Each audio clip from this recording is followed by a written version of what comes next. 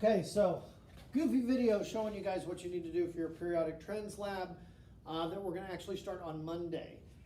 What I need you guys to do is have these two papers out. One of them is the directions for the lab. It says periodic table using graphs to understand periodic organization.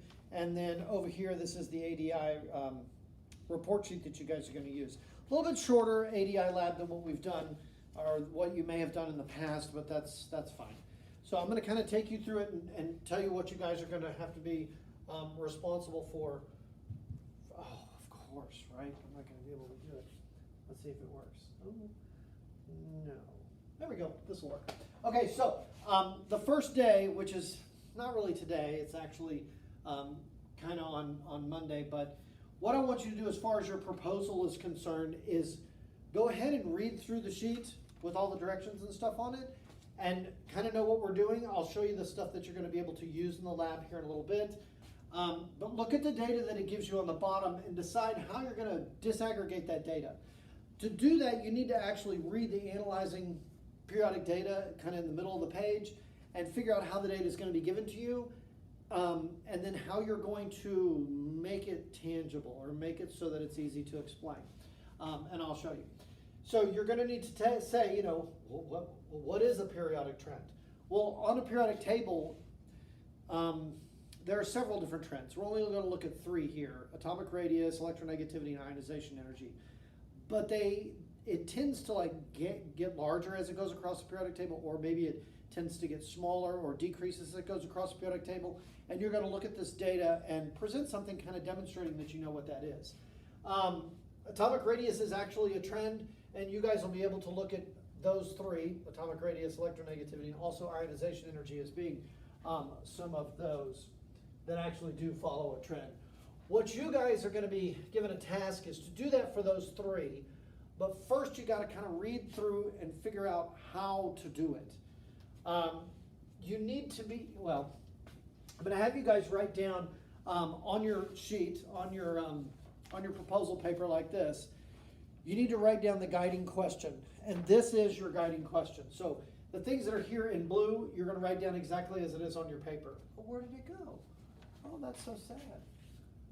There it goes. My mistake. Sorry, terrible video.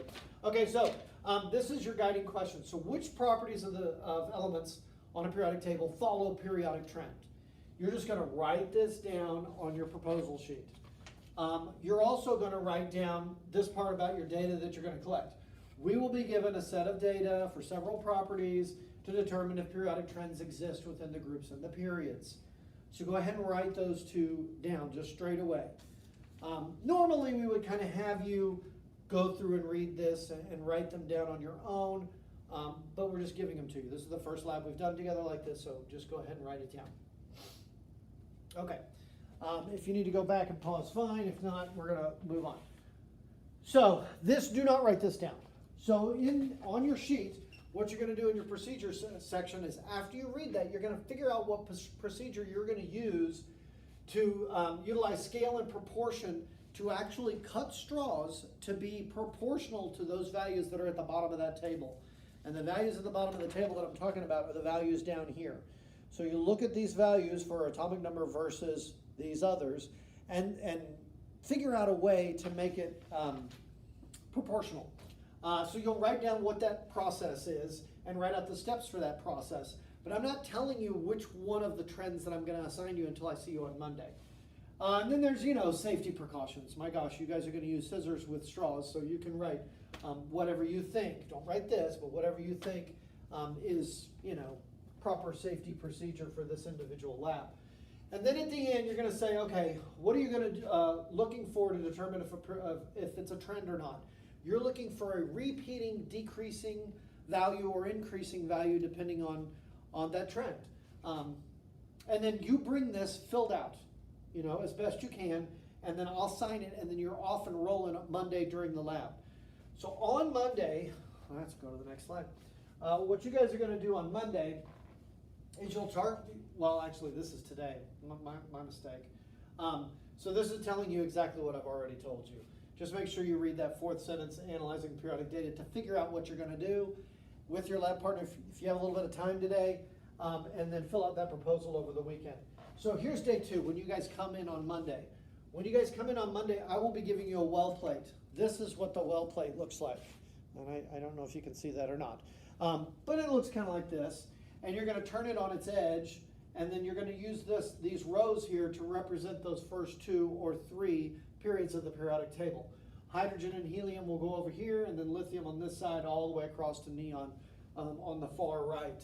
And so you and your partner are going to figure out how to cut the straws in lengths, and I'll give you a ruler as well, and here are some straws. Straws to certain lengths to represent what the magnitude is of the values that are given to you in the chart. And then you'll do it in here, so it'll be something in specific relief.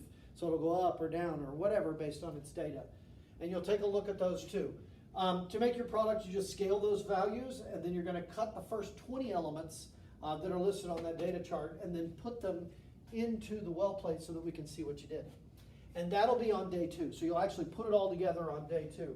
You can even discuss and do your calculations on day 2 as to what your straw lengths actually are. Then on day 3, you guys are going to take your plates, and I'll just have a few of the good ones left that I kept to kind of show you, but you'll actually make your claim, and you will show a visual and be able to explain. Now, I'm not saying that we're doing a presentation. We're not. But be able to, you can take pictures of each of those and kind of look at each one of the trends, and there you go.